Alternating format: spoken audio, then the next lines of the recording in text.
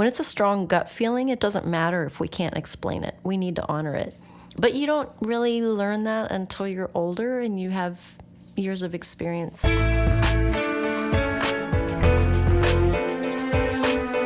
Welcome to the Brand New Me podcast. I'm Frances. And I'm Pam. And we are two women passionate about helping others thrive in life, not just survive. In each episode, we're going to find creative ways to offer hope for your future through our own life experiences. So join us every week as we learn together that we really can be a brand new me.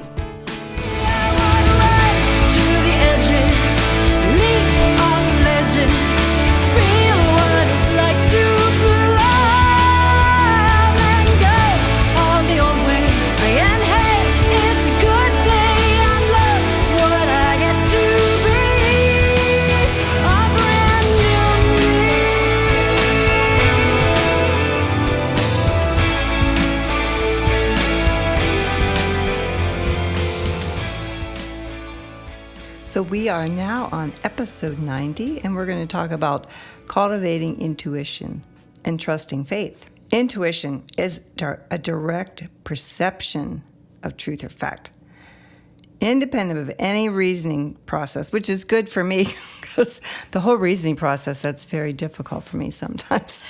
I like to just get that gut feeling. So are you saying that you like to go by your gut and your intuition? You don't like to have to reason things out? Is that what you're saying? Unfortunately, yes. As I get older, I reason a little bit better. But when I was younger, I totally really went with my gut. And then, of course, I always thought I was right, which a lot of times I was right. And when it came to ministry, and I'll give it little examples later, but yes, I think some people have a little more intuition than others. And of course, it is said, and I'm not making this up, that women definitely have more intuition than men. Why don't you read us a paragraph from Brene's book? Okay, this is from her chapter, Cultivating Intuition and Trusting Faith.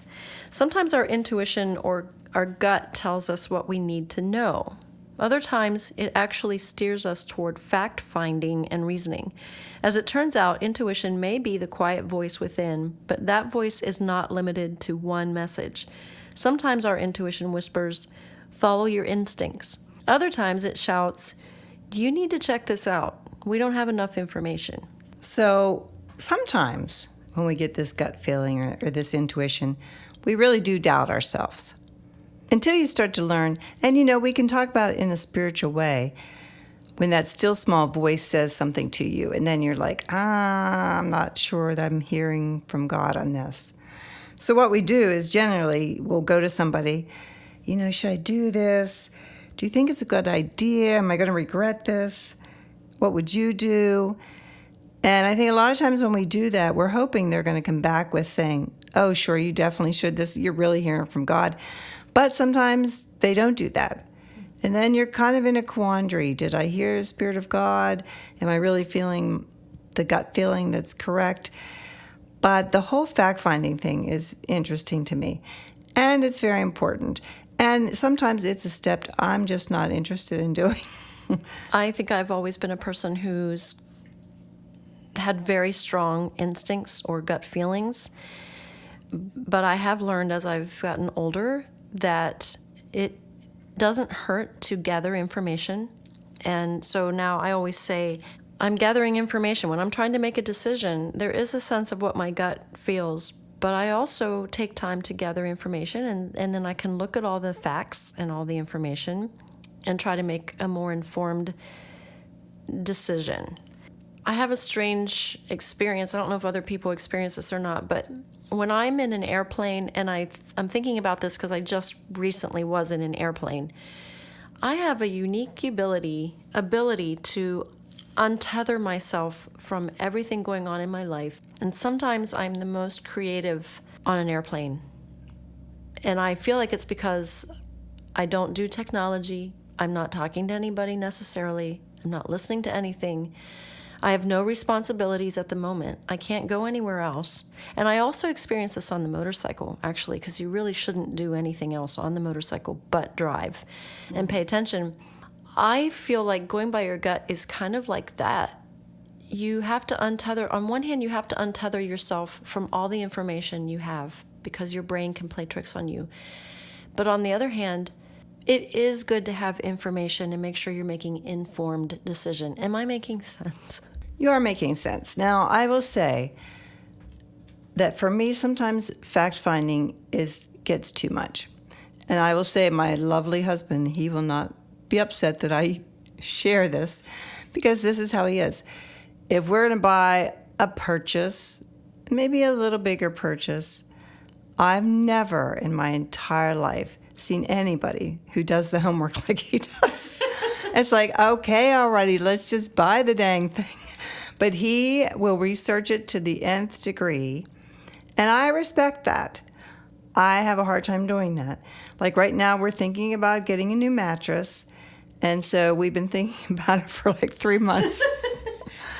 For me, I would get a couple opinions from people, which I did. Okay, I have 3 people who said, "Oh, it's the best." He has not quite resolved that yet. He's still doing research on this alleged mattress. What do you think drives that about him? Does he want to make sure he's being a good steward of what he spends? Or is he just so methodical and detailed that this is how it shows up? He's very detailed, and yes, he is that way. But I do think he wants to get the best deal, the best one, and he's going to do everything he can to search it out so that we don't make a mistake. And this is a man, though, who, if he buys a few extra nails, he'll return them, which I would not do. So I love that about him, and we make opposites attract. Isn't that what they say? Yeah. And then I always say when opposites attract, yeah, they attract, but then there's sparks. Right. So you gotta learn that once you get married. Here's some notes I made when I was looking over this chapter. The conductor of Portraits of White used to say to me when we were planning the show, trust your gut, follow your gut. But he'd been in the music industry for 30 years, where I have not. And so I often felt like my gut was untrained and unexperienced. When it comes to spiritual things, I feel very trained and equipped because I've walked with the Lord all my life. But when it comes to creativity in the music area or writing songs or planning a show, I felt like I could never go by my gut and I finally started saying to him, but my gut is like a kindergartner in this area. Would you ever tell your kindergartner to trust their gut? Maybe you would, but here's how I've kind of looked at it. My spirit is finely tuned when it comes to spiritual things. I kind of already said that. But if it's related to pop culture, it's very lacking because I have little knowledge or skill of the culture around me when I was growing up. Yet that, in some ways, that can give me an edge because I don't have previous experience and I can quickly go, what do I sense about that? It doesn't feel right to me. And it allows me to cut through things sometimes and be able to make a judgment call rather quickly. So I feel like there's pros and cons. And I feel like there's different areas where our gut might be trustable and there's other areas where it's not trustable because it's a new area to us. I agree. And I think sometimes when you're in that point and you're thinking, you just want to make a decision, get it done. I'm kind of like that. So you start to think, I just don't care anymore. I just need to get it done. Or I'm tired of thinking about it. It's stressing me out. Now, I'm not stressed out about the mattress. I will share that. Or you say to yourself, I'd rather just do it and then wait one more second.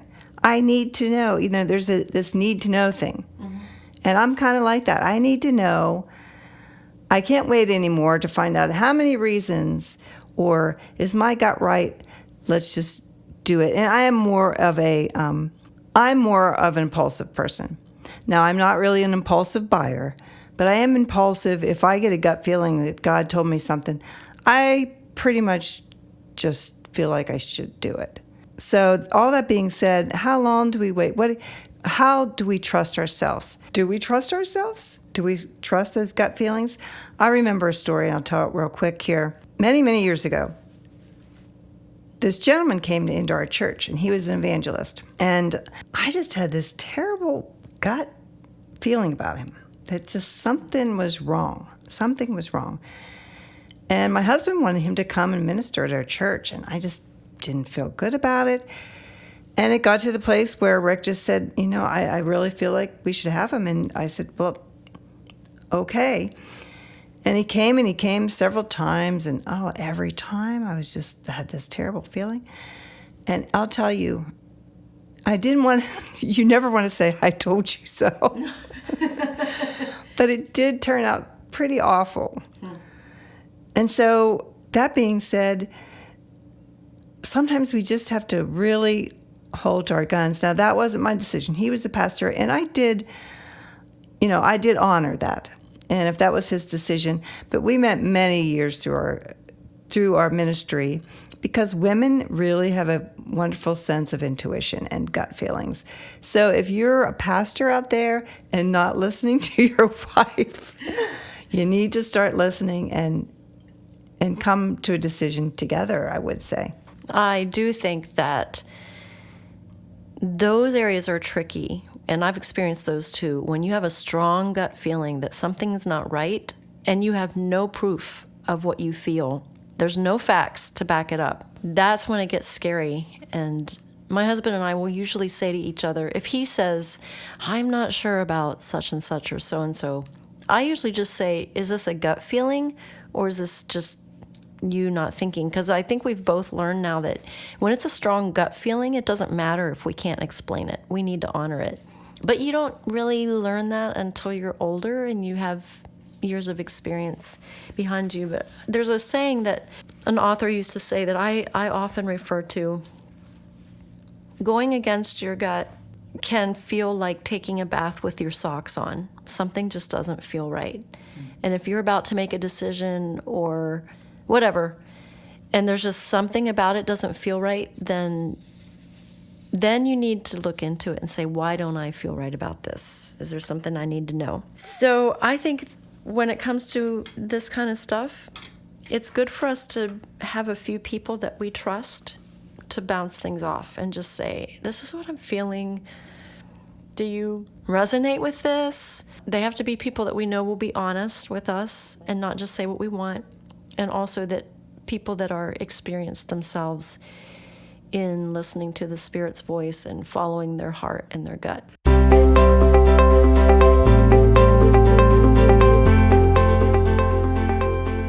Brene then talks about faith, and she gave her definition of faith, and I'll read that. Faith is a place of mystery where we find the courage to believe in what we cannot see and the strength to let go of our fear of uncertainty. And of course, it sounds a lot like the scripture, substance of things hoped for, and it's the evidence of things not seen. And the thing with faith is we love closure. We love resolution. And most of all, we love clarity. And when you're believing something in faith, you pretty much don't have any of those because that's not what faith is. But our natural instinct is to want to know. We want that closure. We want to see why, when, how. And that's just how we are wired. And then she talks about digging deep. And these digging deep things I love. The first one is getting deliberate. So we need to let go of the certainty of things, and that is probably the greatest challenge. Is that a challenge for you? Yes. Well, thank you, Frances. Because so not knowing creates so much anxiety. It's like, I'll give a good example of that. It's when you are selling a house and buying a house at the same time. Oh my goodness. That's stressful. Is your house going to sell? You don't know. Well, now you made a contract for another house. You don't know if you're going to sell your house. And that takes a lot of faith. That really takes faith. Well, I just said a quick answer because I feel like I always get long-winded with answers, so I was trying to be short and to the point. But yes, I can tell you that Portraits of White is extremely stressful and tests my faith because I'm planning something that could be disrupted by weather it could be disrupted by the fact that maybe nobody will come. It just always tests my faith. But 5 years into it, it's like, oh, it's that battle again. Okay, let's keep going. Yeah, I know it could snow. Yeah, I know people might not come. Whatever. I'm gonna keep going after that vision. So yeah, I do absolutely struggle with letting go of certainty. Another thing that she tells us to dig deep with is to get inspired. Read about people of faith. That's definitely up there at the top for me, just to keep reading other people and their journeys of faith. And then the last one, why don't you close us out with that one, the last point for digging deep.